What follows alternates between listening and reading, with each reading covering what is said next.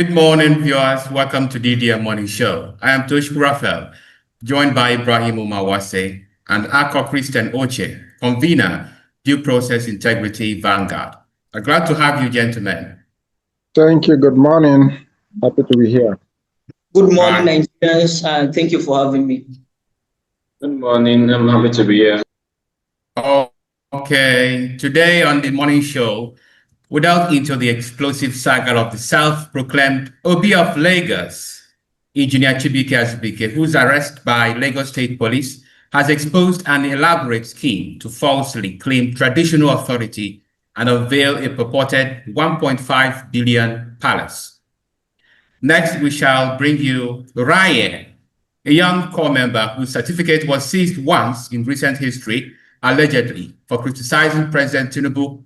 Raya's revelation that she stopped attending church because his struggles are not spiritual, but economic, captures the frustrations simmering within Nigeria's youth, a generation grappling with unemployment, inequality, and governmental pressures. Finally, we reach beyond Nigeria to explore a global disruption. OpenAI CEO Sam Altman's revealing insights about the future of humanity with AI and the urgent question, will machines displace human workers or open new doors? Join us for these urgent conversations that challenge tradition, faith, and our vision of progress. You're watching the DDM Morning Show.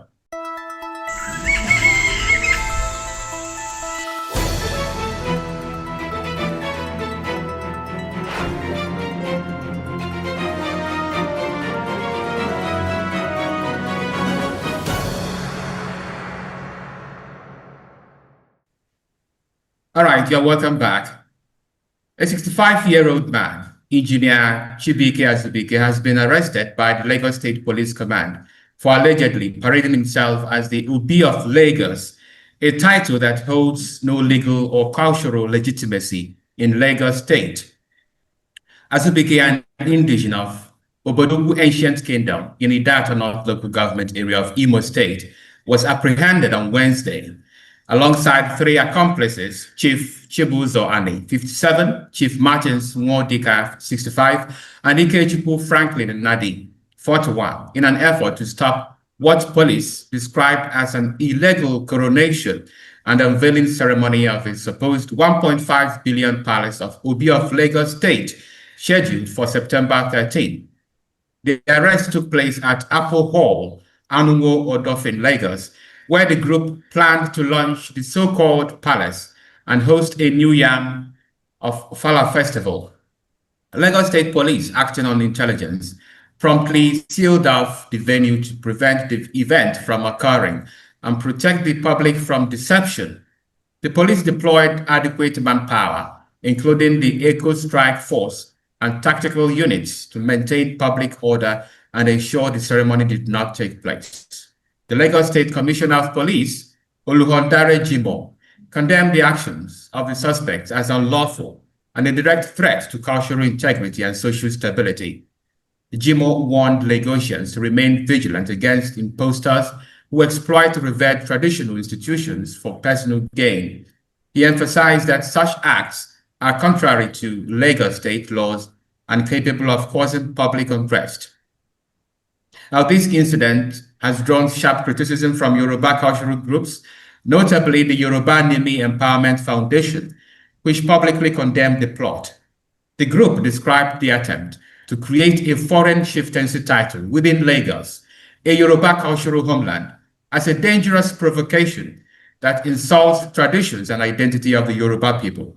They affirm that Lagos belongs to the Yorubas and vow to resist any distortion of their ancestral heritage. Now, to talk about this, I invite Mr. Due Process, Christian Akko Oche, convener, Due Process Integrity Vanguard. You're welcome to DDM Morning Show once again. Thank you, Mr. Raphael, for having me. Now, it is barely a week. The special advisor to Mr. President, Daniel Bwala, who said that Lagos State belongs historically to the Yoruba people. And now you have this development, Obi of Lagos. Now, what is the problem here? Why is this causing a lot of controversy and panic across the country, especially in Lagos? Yes, the development, of course, it's rooted in the bigotry that has been paraded across the country by the Yorubas, the Yoruba Ronu faction. Those who belong to the Tinubu ideology of Yoruba dominance are chiefly behind those who are instigating the arrest of the Obi of Lagos. Personally, people have tasked for leadership, and when they don't have that role, they tend to create one for themselves. I'm not justifying the idea or the motive behind the self-acclaimed Obi of Lagos. But if you look at it constitutionally, I don't think Obi of Lagos has committed any crime. He felt he needed a crown for himself, and he went about it all alone. Where that will amount to any form of crime is when he is using that ceremony to extort money from people who are ignorant, or probably enforcing any rule on the neighborhood by virtue of the supposed chieftaincy title that he has crowned for himself. Of course, that is an aberration that is uncalled for. People should not go these routes in trying to create a title for themselves, and they should learn to honor and obey the laws of the land and respect their host communities. That being said, the way and manner, the swiftness that the Nigerian police went about, getting him arrested, and this purported intelligence that they got to having arrested the purported Obi of Lagos is questionable. When you see the same Nigerian police just last week aiding and abetting thugs to attack GRV, switching from Labour Party to ADC ceremony in Lagos, you wonder if it is the same Nigerian police in Lagos that are talking about obeying the rule of law in Lagos State. The police have been accused, allegedly, of abating thugs in Lagos. So the same police is now arresting an individual who wants a title for himself. This is, opposite reality of what the Nigerian police is up to. It shows that the Nigerian police are solely carrying out the instructions of the ruling class, the ruling elites, the political party, in the ruling party of APC. They are solely carrying out whatever they are doing by the instructions that are given to them by the order from above, which of course come from Tinubu and his cronies. So whatever they will have done in arresting the Obi of Lagos, I bet you is not for the interest of Nigerians. It's for the interest of the Yoruba Ronu factions who felt the Igbos have come to steal their ancestral land or to take over Lagos. And the Yoruba Ronu factions, they have gone so far in projecting this issue that the Igbos have come to dominate and to take over their land. But in reality, there's nothing like that. In a situation whereby you took your ancestral home, your house, your father's the house, the land and or the house that belongs to the family you inherited and you took it and sold it out to somebody who wants to buy a house for himself, you cannot blame such a person for taking over your ancestral land or whatsoever. Lagos have been found to be a no man's land, and it is traceable to Lagos being the former capital of Nigeria, where the entire tribes were assembled and they were going about their businesses without any interruption. This whole ideology of Yoruba Ronu came about during this Tinubu administration, who, who feed and succeed through divisionary politics, such as bigotry, creating a sharp divide between the Igbos and the Yorubas. Ordinarily, that was a title that never existed, and in a situation where there's a cohesion, the the ideology of Obi of Lagos should have come through a joint sitting of the inhabitants of Lagos, having to do with the original inhabitants, the Yorubas, the Igbos, the different tribes that are in Lagos coming together to even attend such ceremony. But the unilateral nature of such announcement of chieftaincy title is actually questionable. But my sentiment is that the same Nigerian police that was busy aiding and abetting talks to distort and disrupt political gathering cannot come out wanting to show that they're actually working for the interests of Nigeria. That's my submission. Mr. Tochukwu Raphael, are you there? I was muted. I said you have made a very great point. You are trying to be balanced in your submission, because I cannot see any reason why somebody will wake up one day and decide to create a cultural head in a foreign land. Yes, we know that the Igbos have contributed, immensely to the economy of Lagos, but yet we have due process, as your name sounds, due process. Everything has a particular protocol one must follow. And some people will say that the Yorubas have cultural heads in other states, in the north, in the east here. Yes, but if you look at the situation, if you look at that phrase, Obi of Lagos, I think the problem is fundamentally one of semantics here. There is a difference between Obi of Ndibo in Lagos and Obi of Lagos. They are two different things. When you say Obi of Lagos, you are threatening the cultural, vitality of the owners of the land, the Yorubas. What do you think, Mr. Yes. Brahim? Yeah, I think, listen. Okay. Before you respond to that, Mr. Due Process.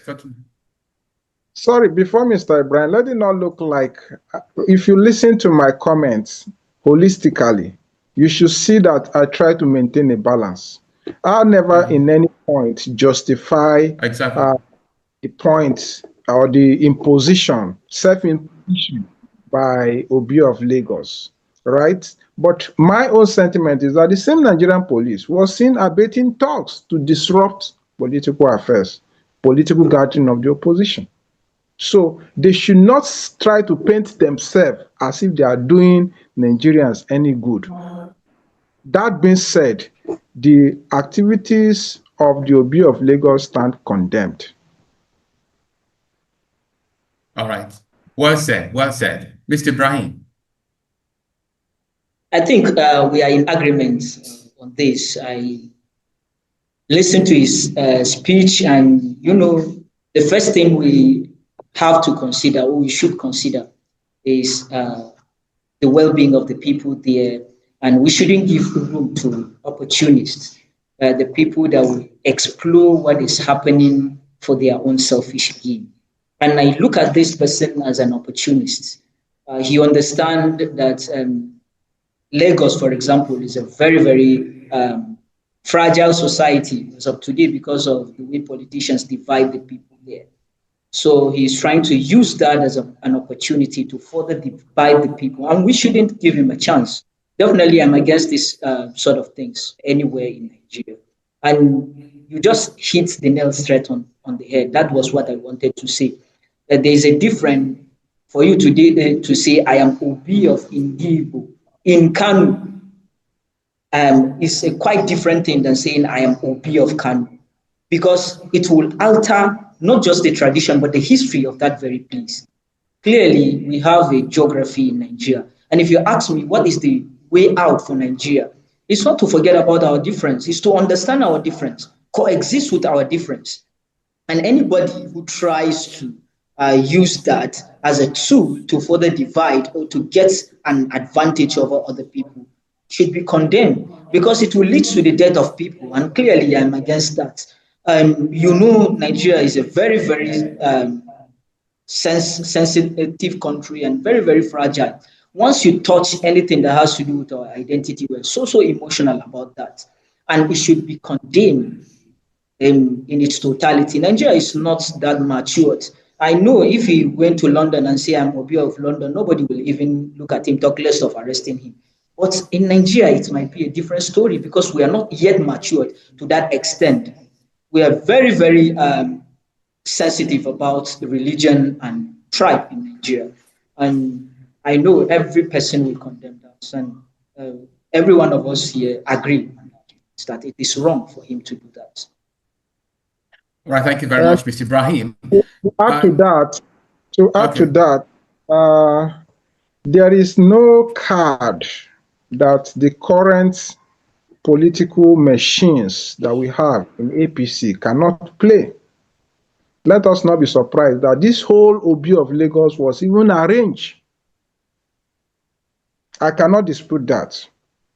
It may be an arrangement to create that mindset that the Igbos have come to take over Lagos. You can see GRV has been labeled to be an Igbo man. So I agree with you. I agree with you. And that's why, my own touches to justice is that let the people stand with justice, regardless of where it's coming from. For example, today, most of the people that are committing banditry and kidnapping are Fulani people, right? So a Fulani man is supposed to fight them because they perpetrate this terrorist act on him and even his own livelihood, because he's a Fulani man. People frame the idea as if Fulani people are generally like that. So they are in the best position to fight it. So reading between the lines, the Igbo people are the ones that are supposed to fight this person because he's not representing them. He's posing an existential threat on their existence there. We saw what happened during the 2023 general election, where people attacked the Igbo community in Lagos. Don't forget, they contribute to the commonwealth of the state. Most of them are entrepreneurial and they contribute to the economy of the state. But because of that division, and you highlighted it, people might explode that very division to sow the seed of discord among the people. So for us to iron it is to condemn it. If, for example, a Muslim does something bad, for me, it's my responsibility more than any other person to condemn that act, because he is misrepresenting my own religion, he's representing my own tribe. And that's the lens I'm looking at it. Exactly. All right, Dunamis and Mr. Josiah, tech wizards and coding masters. It's nice to have you. Thanks for your contribution and time. Mr. Ibrahim, I also thank you in a special way for joining us as a co-host and also DDM news analyst. All right, viewers, this is where we come to the end of DDM Morning Show this week. We shall be here again next week to give you another exciting edition of DDM Morning Show. Until that time, I remain Tush Raphael. Have a nice day.